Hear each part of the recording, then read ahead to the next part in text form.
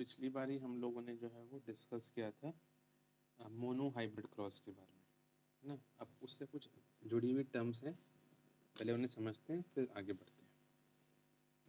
कि पहले एक टर्म आएगी आपके सामने, जीनोटाइप एंड फिनोटाइप। जीनोटाइप और फिनोटाइप क्या होता है, पहले हम जीनोटाइप से स्टार्ट करते हैं।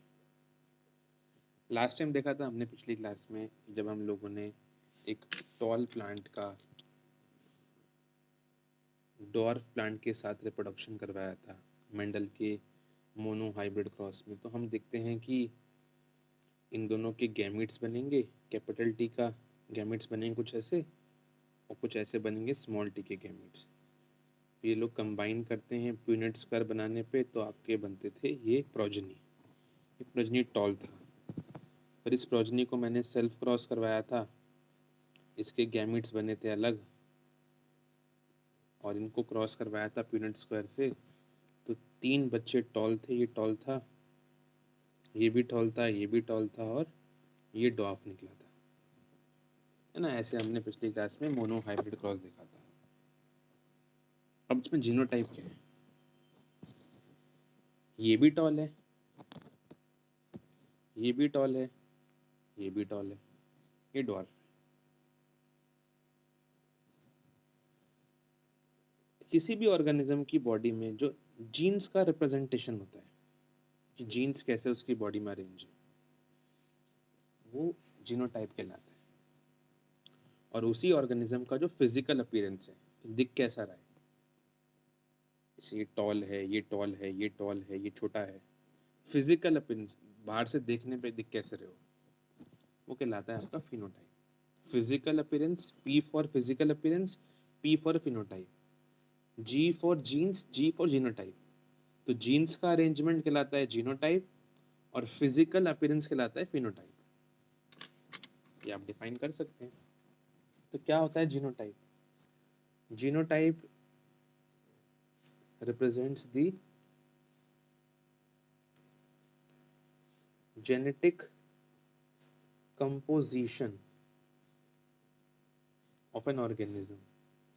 किसी ऑर्गेनिज्म की बॉडी में जीन्स का कंपोजिशन क्या है, जीन्स कैसे अरेंज है, वो कहलाता है जीनोटाइप। जैसे इस प्लांट का जीनोटाइप टी टी है, इसका टी स्मॉल टी है, इसका स्मॉल टी है, तो उसे कहते हैं हम genotype. For example, a tall plant may have capital T और capital T small t as genotype। तो टॉल प्लांट का ये भी हो सकता है जीनोटाइप, ये भी हो सकता है। मतलब उसका जीनोटाइप क्या है, उसके जेनेटिक कंपोजिशन, जीन्स का अरेंजमेंट कैसा है उसकी बॉडी में। और यहीं पर मैं बात करूं अगर फिनोटाइप की, तो फिनोटाइप क्या होता है, उसका physical appearance.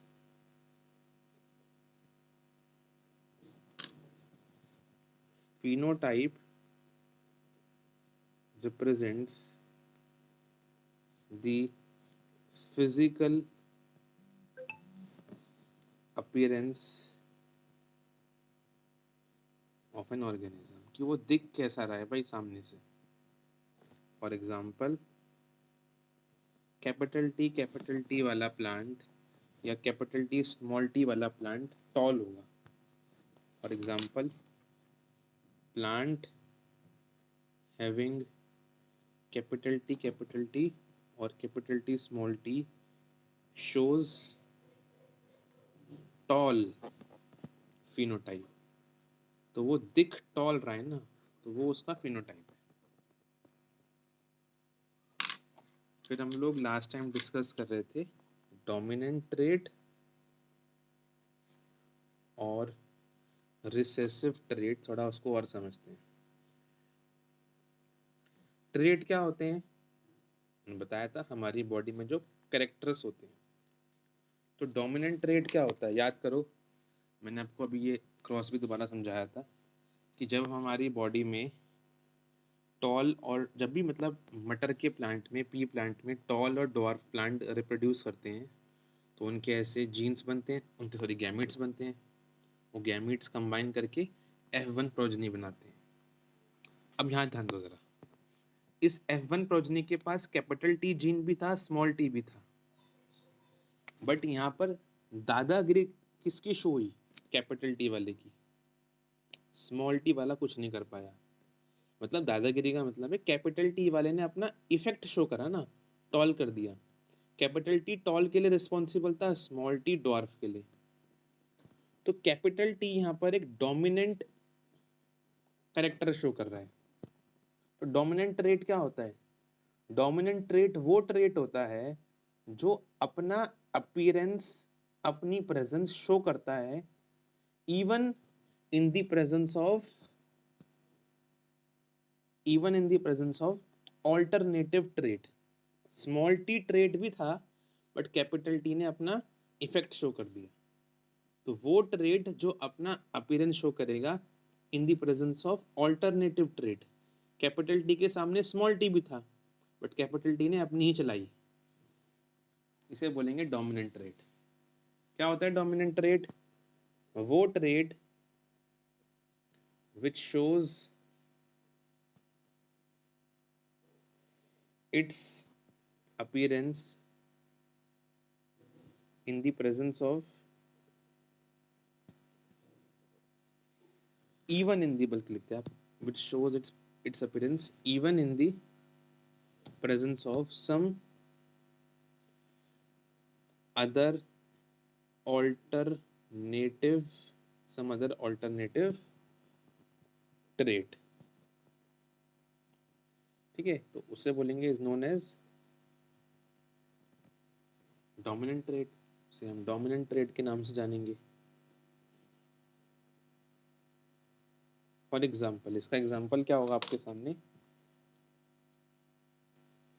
Capital T is dominant, capital T dominant है ओवर स्मॉल टी।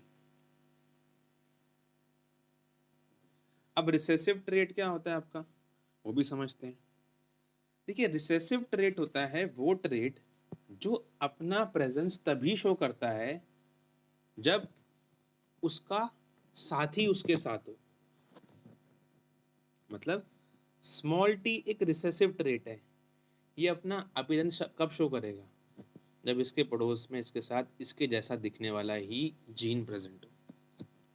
तो वो ट्रेट जो अपना अपीयरेंस तभी शो करेगा in the presence of another identical gene, तो उसे हम बोलेंगे रिसेसिव। क्योंकि जब डिफरेंट होते हैं जीन्स तो डोमिनेंट की चलती है, दोनों सेम होंगे तभी दिखेगा रिसेसिव वाले का अपीयरेंस। तो अगर आपके पास डिसिमिलर दोनों अलग अलग जीन्स होते हैं तो डोमिनेंट की चलती है, टॉल हो जाएगा। अगर आपके पास सेम होते हैं रिसेसिव जीन्स तभी आपको रिसेसिव ट्रेट देखने को मिलेगा। यहाँ तो डोमिनेंट दोनों ही है तो टॉल होगा ही होगा, बट यहाँ पर दोनों रिसेसिव है तभी ये ड्वार्फ दिखेगा, ना ड्वार्फ कभी आपने को देखने को नहीं मिलेगा। जब भी ड्वार्फ वाला ट्रेट डोमिनेंट के साथ आएगा तो डोमिनेंट की चलती है। ठीक है, तो रिसेसिव ट्रेट क्या होता है? रिसेसिव ट्रेट होता है वो trait, the trait which shows its appearance only in the presence of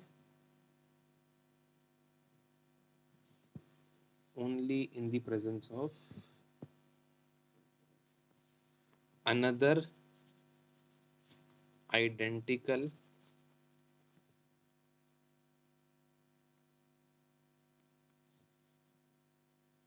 gene या trait। इसका एग्जाम्पल क्या होगा? For example, small t is a recessive trait।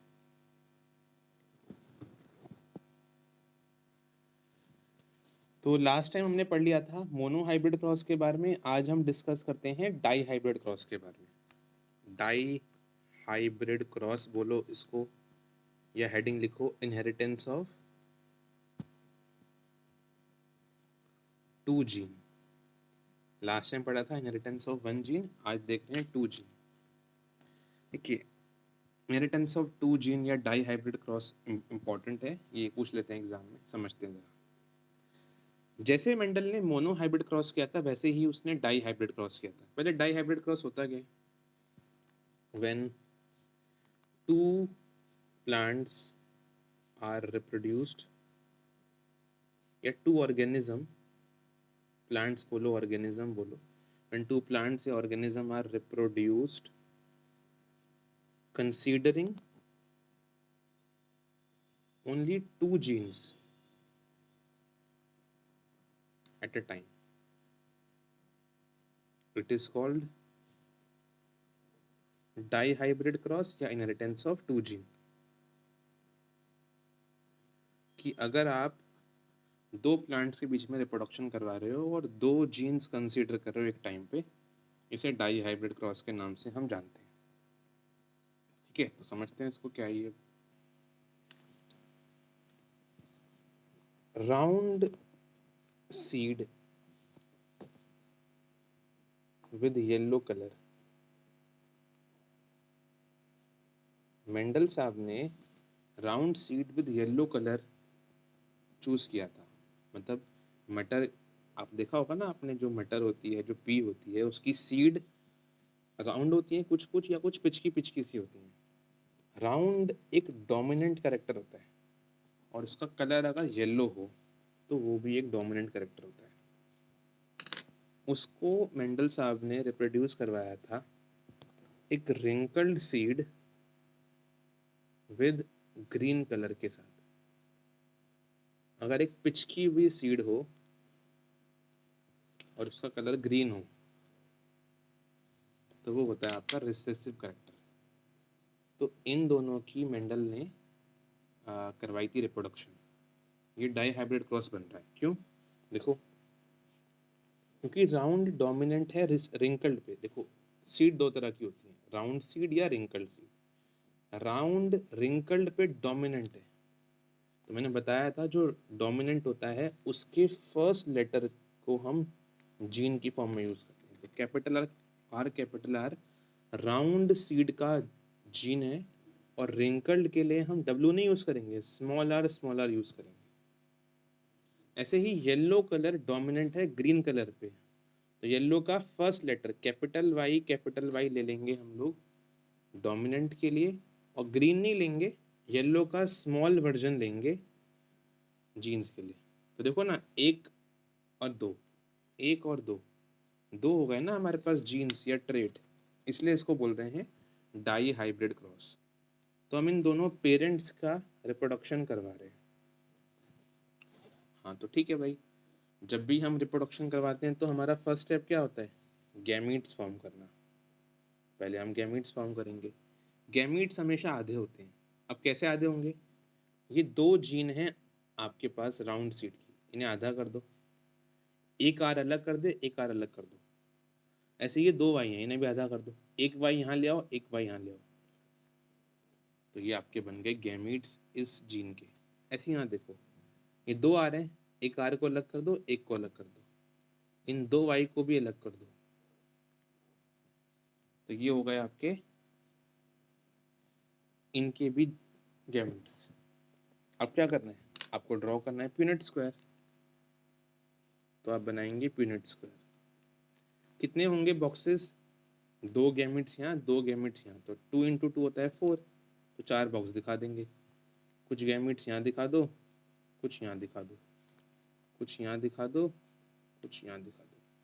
इन्हें क्रॉस करो, capital R small R, capital Y small Y.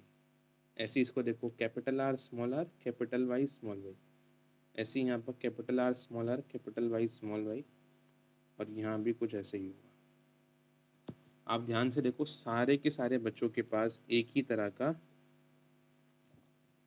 Genotype है, capital R small R, capital Y small Y. Genotype बोल सकते हैं ना आप, तो हमने पढ़ लिया जीनोटाइप का मतलब क्या होता है, जेनेटिक अपीयरेंस। तो ये इनके जीन्स का अपीयरेंस आ रहा है जो बच्चे पैदा हुए।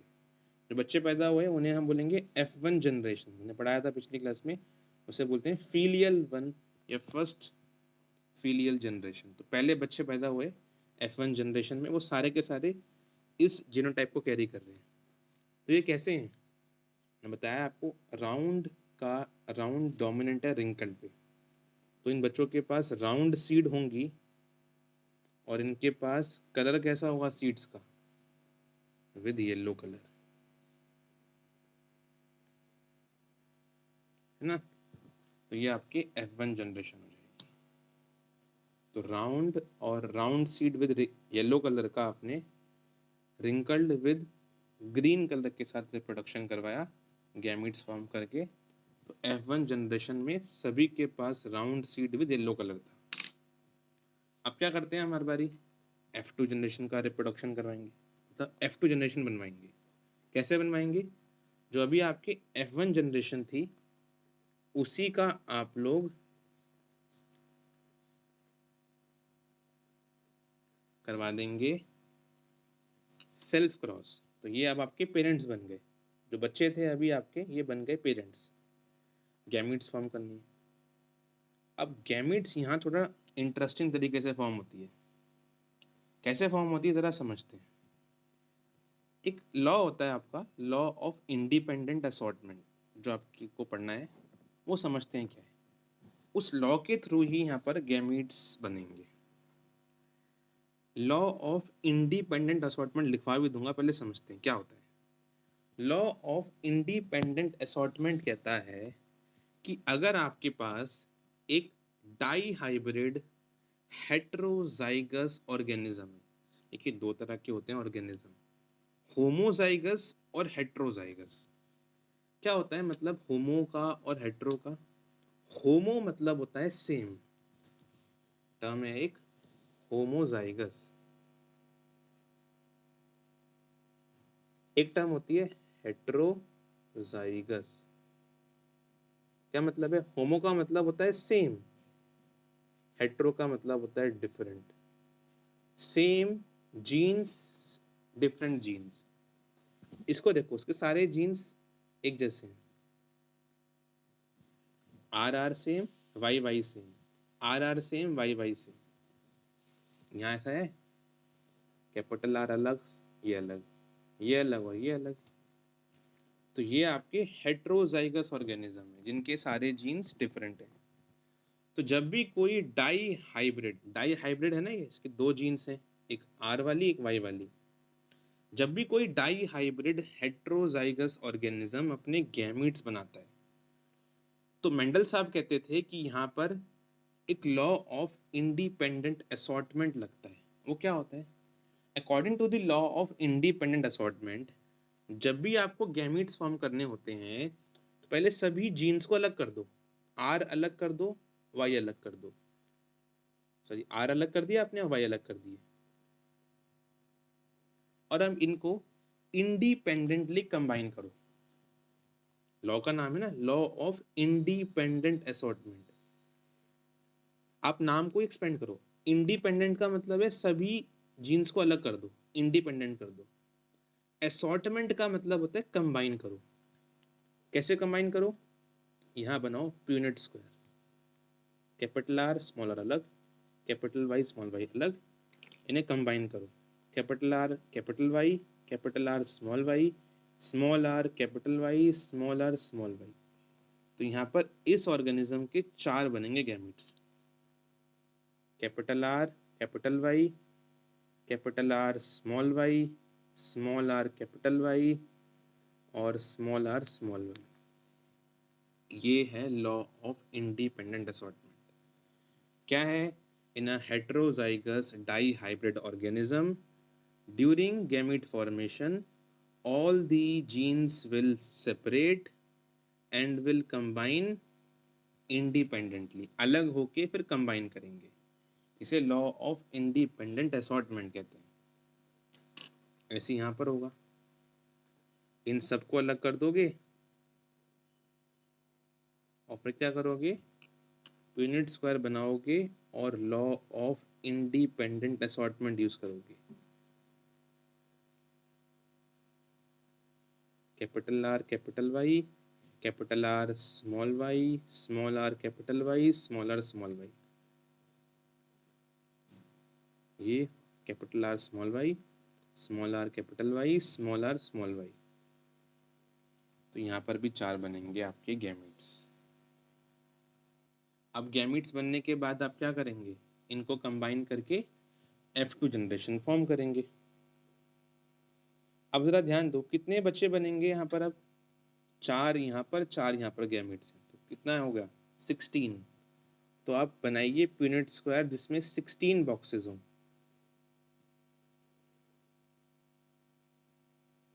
4 वर्टिकल लाइंस दिखा दो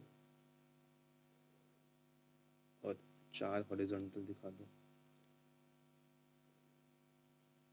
गैमेट्स लिखो, capital R capital Y, capital R small Y, small R capital Y, small R small Y, capital R capital Y, capital R small Y, small R capital Y, small R small Y.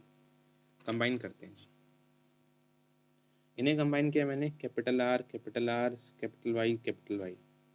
अब इसको मैंने इससे combine किया, capital R capital Y small Y, capital R small R capital Y, capital R small R capital Y small Y. इसका सबसे करवा दिया, अब करवाओ इसका सबसे। क्या होगा आपका अगला?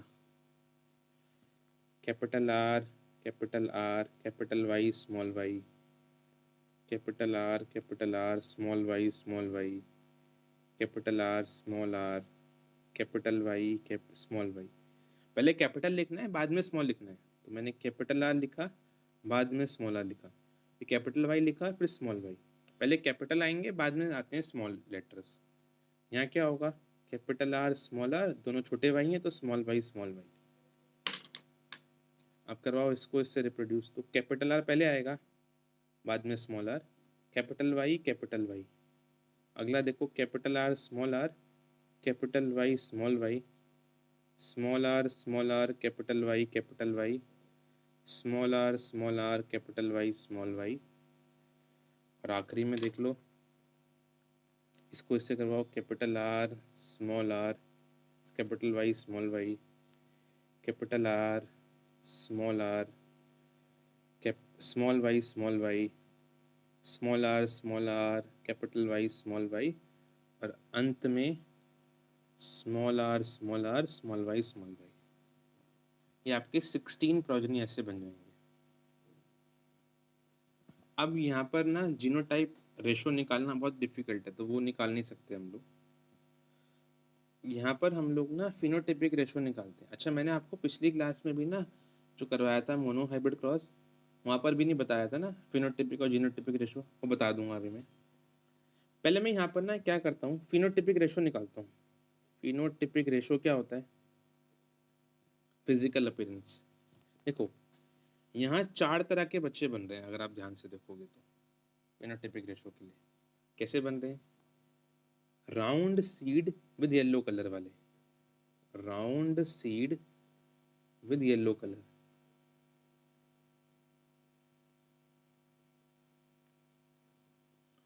दूसरे बन रहे हैं आपके राउंड सीड विद ये वाला, round seed with green colour, round seed with yellow colour और राउंड विद ग्रीन कलर। दूसरा हो गया। तीसरा कौन सा है? तीसरा बन रहा है आपका ये वाला, wrinkled seed with yellow colour. तो रिंकल्ड सीड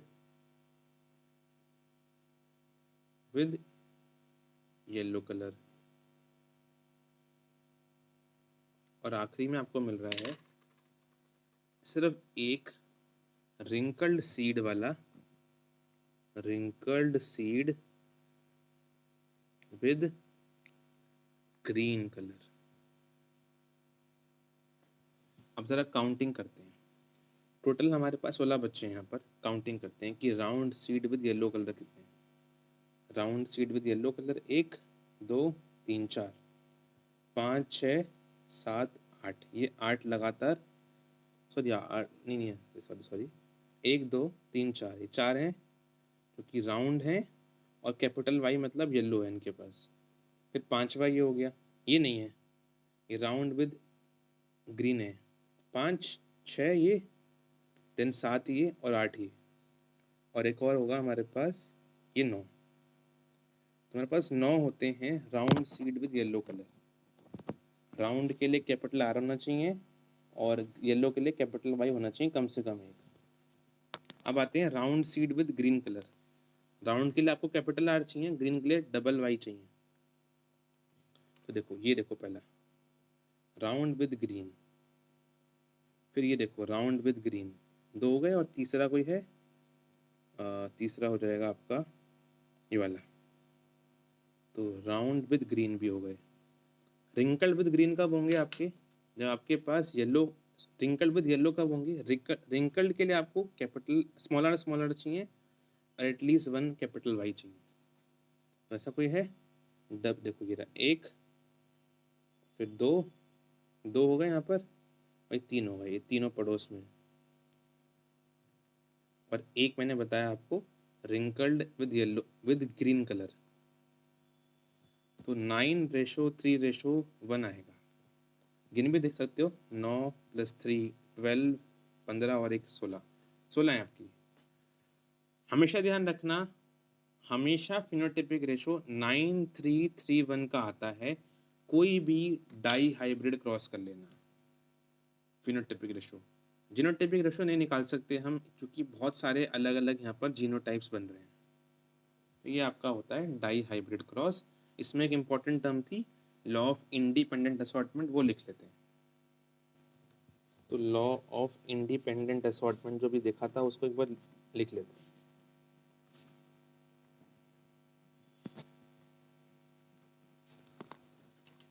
इस लॉ का मतलब क्या है, according to this law, according to this law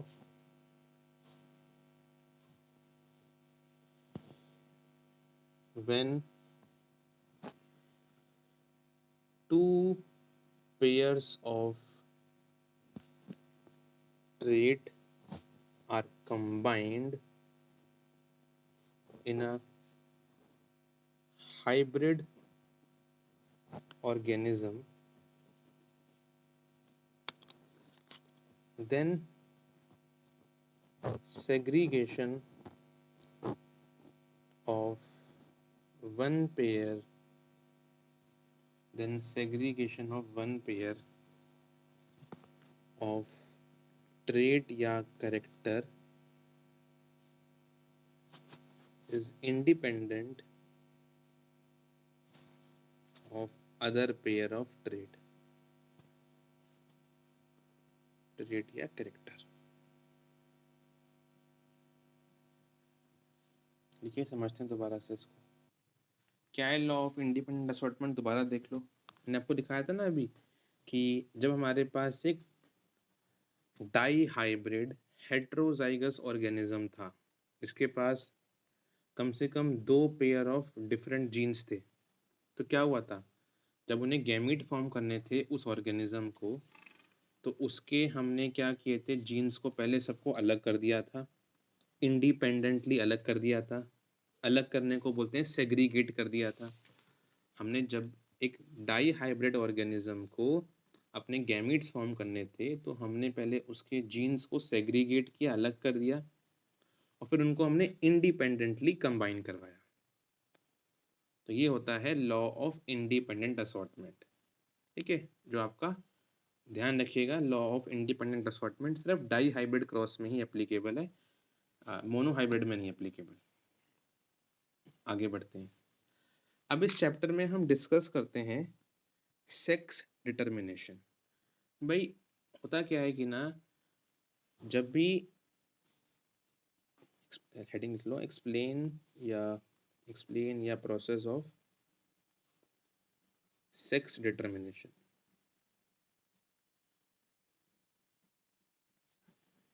देखिए होता क्या है कि ना, जब भी मेल और फीमेल रिप्रोड्यूस करते हैं ह्यूमंस में, तो जो प्रोजनी बनेगा वो उनका मेल ही होगा या फीमेल होगा, उसका पता लगाने के लिए एक मैकेनिज्म होता है हमारे पास क्रोमोसोम्स का, उसे बोलते हैं सेक्स डिटर्मिनेशन।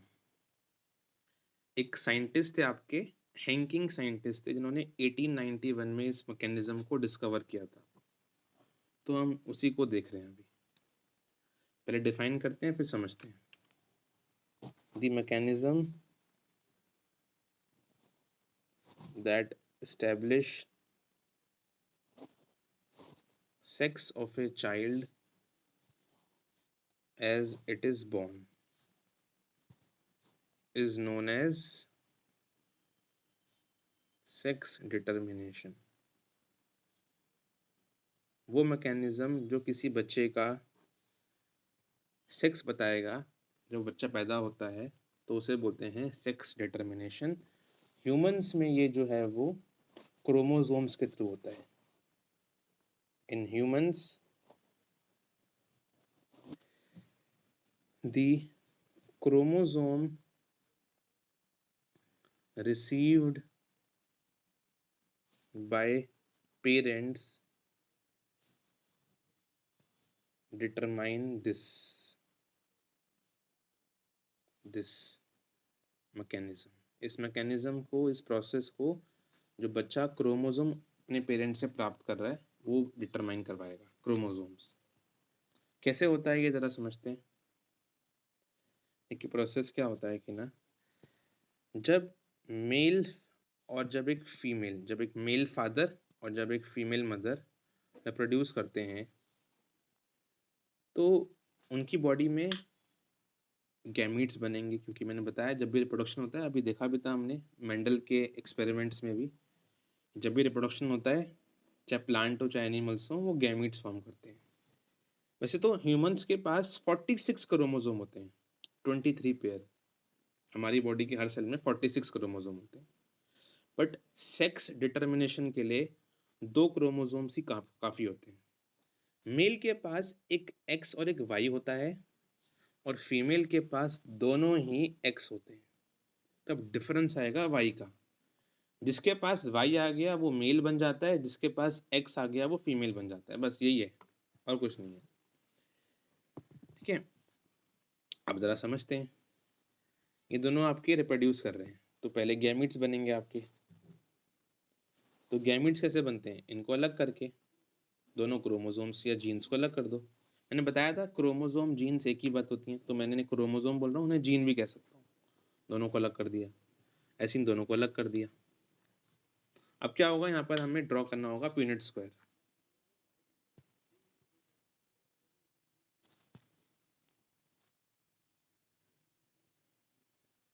आप यहाँ दिखा दीजिए कुछ जीन्स, कुछ यहाँ दिखा दीजिए एक्स एक्स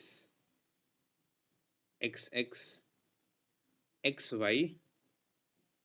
मैं वाई को रेड से दिखा देता हूँ और यहाँ पर भी एक्स वाई। तो ये जो बच्चे बने ये आपके क्या बने, एक्स एक्स और एक्स एक्स, ये दोनों आपके बने फीमेल और ये बने आपके एक्स वाई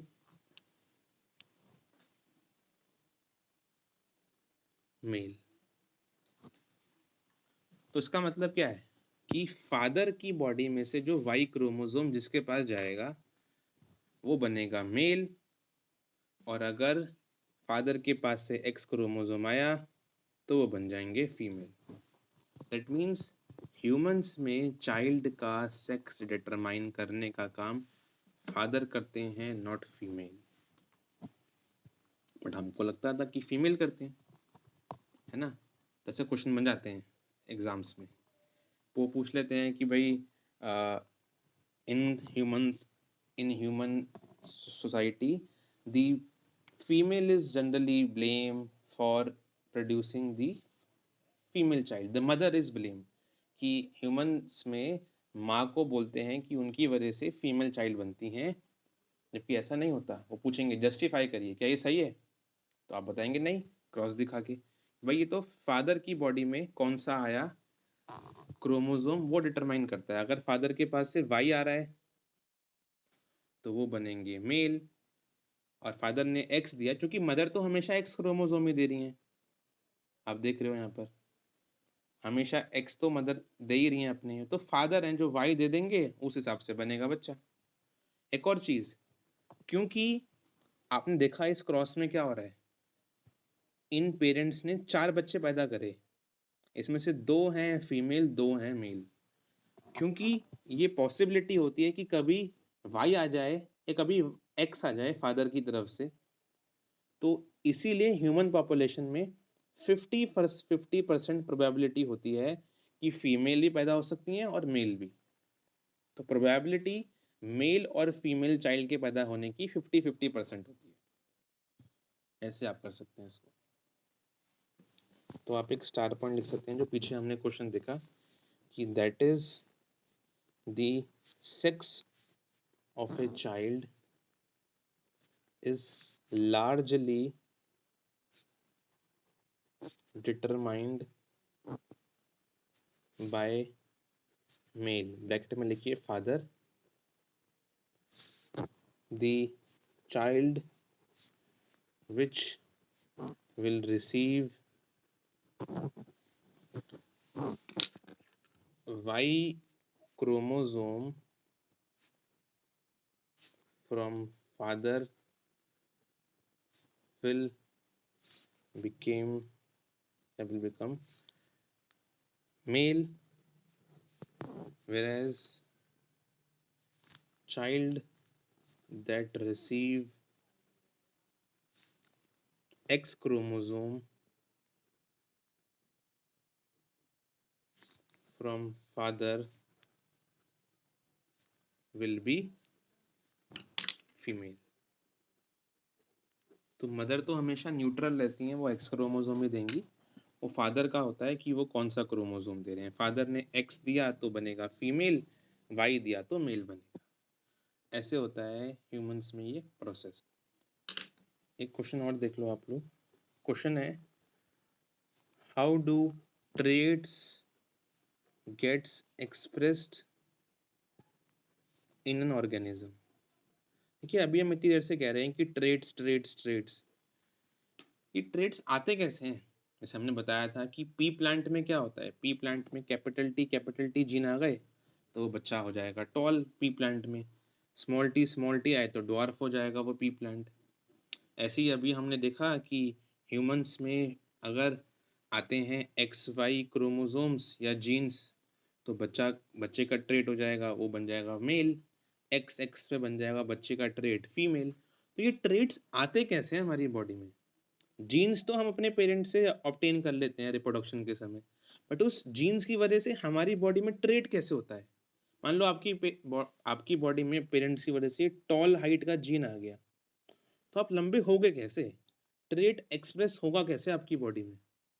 सपोज करो एक बच्चे की बॉडी में फादर की वजह से मदर की वजह से एक्स एक्स क्रोमोसोम आए तो वो बच्चा फीमेल बनेगा, तो वो ट्रेट एक्सप्रेस होगा कैसे, ये समझते हैं। हाँ जी समझते हैं। देखिए होता क्या है, जो हमारी बॉडी के सेल्स होते हैं ना, आ, हमने तो सपोज करिए हम लोग जो हैं वो जीन्स तो ऑब्टेन कर लेते हैं अपने पेरेंट्स की बॉडी की से। रिप्रोडक्शन के समय पेरेंट्स से अपनी बॉडी में हम जीन्स या क्रोमोसोम्स ऑब्टेन कर लेते हैं। अब ये जीन्स और क्रोमोसोम्स ना हमारी बॉडी में कुछ थ्रेड लाइक होते हैं स्ट्रक्चर्स, जिन्हें बोलते हैं क्रोमोसोम्स, उनके ऊपर प्रेजेंट होते हैं। हमारी बॉडी के सेल्स में न्यूक्लियस में कुछ थ्रेड लाइक होते हैं स्ट्रक्चर्स। ये मैं आपको अभी डेफिनेशन लिखवा भी दूंगा क्रोमोसोम्स की। हमारी बॉडी के सेल्स में थ्रेड लाइक होते हैं स्ट्रक्चर्स जिन्हें हम बोलते हैं क्रोमोसोम। और इन क्रोमोसोम के ऊपर ऐसे फ्रेगमेंट्स प्रेजेंट होते हैं, उनको बोलते हैं जीन। और जीन के अंदर कुछ छोटे छोटे फ्रेगमेंट्स प्रेजेंट होते हैं जिन्हें हम बोलते हैं DNA.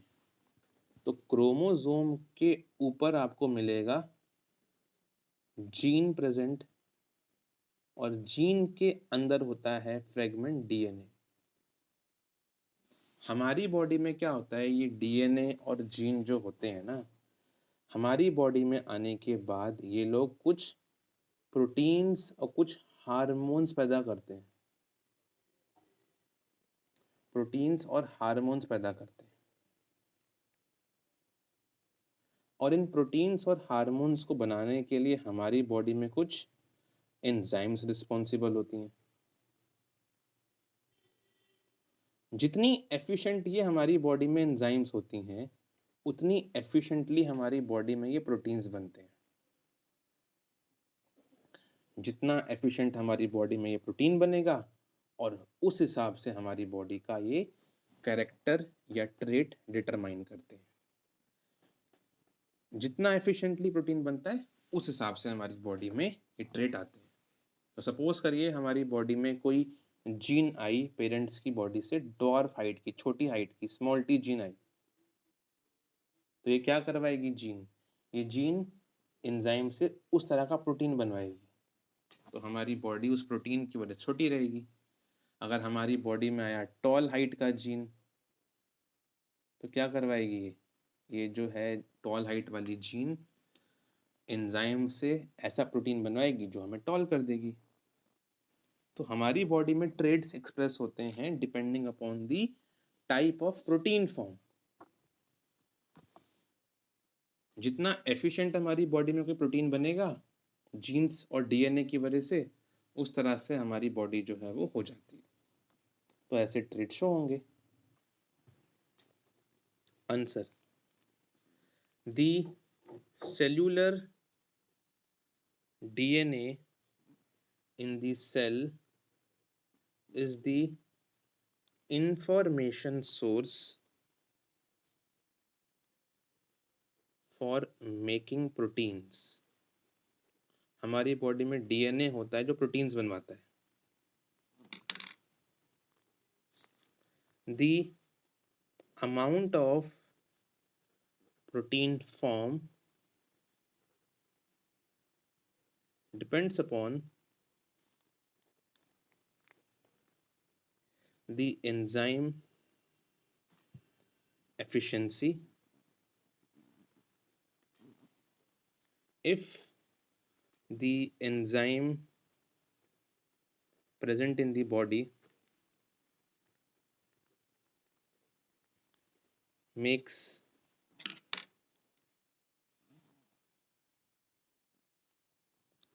efficient protein, then the body will show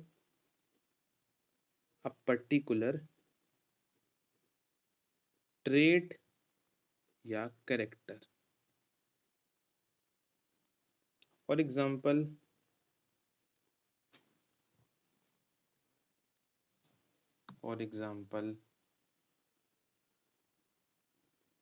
gene responsible for tall height, capital T gene in pea plant will form specific protein in pea plant so that it becomes tall plant। तो ऐसे होते हैं body में trades express. Jeans या DNA हमारी body में बनवाते हैं प्रोटीन्स, और प्रोटीन कितने एफिशिएंटली बनाए उस हिसाब से हमारी बॉडी के ट्रेड्स आ जाते हैं।